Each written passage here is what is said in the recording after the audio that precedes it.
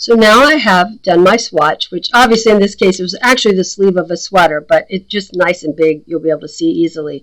So you've knitted your swatch and you have wet blocked it, laid it out nice and pretty. It's now nice and flat.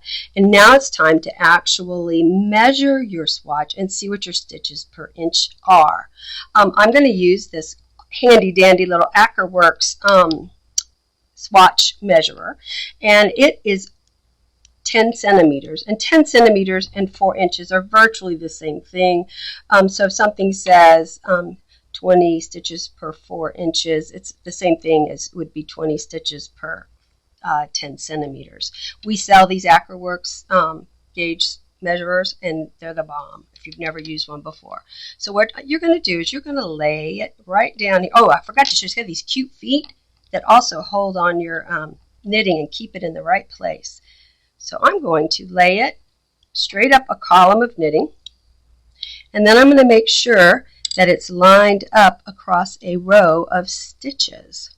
And you can see already how cool this is and what a great tool it is when you're trying to count your stitches per inch. So you'll take like a double point, and now I've got this lined up on this row. Now I can count.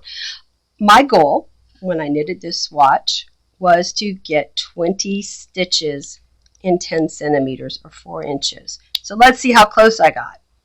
All right, we're going to count them. There's a whole stitch. So it's 1, 2, 3, 4, 5, 6, 7, 8, 9, 10, 11, 12, 13, 14, 15, 16, 17, 18, 19, 20, and a smidgen. You know what? That is close enough for me. That is great. I now know that the needle I used, which happened to be a 5, was perfect to use the Renew yarn, and I'm going to be knitting the Naya little tunic. So I definitely have size 5 needles perfect. You can also measure your rows per inch. Rows per inch in some things is very important. So we can now do that too, and we'll see what my rows are. So we can start down here. 1, 2, 3, 4, 5, 6, 7, 8, 9, 10, 11, 16, 17, 18, 19, 20, 1, 2, 3, 4, 5, 6, 7, 8, 29. So I now have 29 rows per 10 centimeters. That will help me when I'm trying to determine how long my sleeve should be, how long the actual tunic is. I know now what that dimension is. But I also knit this little swatch up over here, and I want you to see it. I did it much looser. And I have not even measured this. I have no idea. But if I'm going to pretend like my goal for this project was also that 20. But we're going to see if I came anywhere near it with this baby.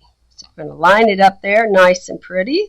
Right? I've got my row of knitting right there. Let's see how close I am across here. Pretty darn close. So let's just see. All right, here we have, let me move it over just a little bit.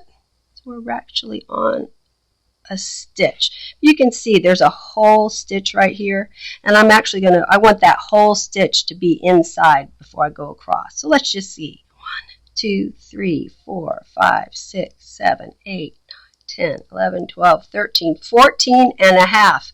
Oops, I am not at anywhere near the 20 stitches like I had on my first piece. These stitches are much bigger, so that means I need to go down at least 1 needle size, and if in this case I might even want to go down 2 needle sizes because of the difference between this piece, this gauge swatch, and this one to get what I really need. But that gives you an idea. My stitches here are much bigger than they should be, therefore I have to go down on my needle size.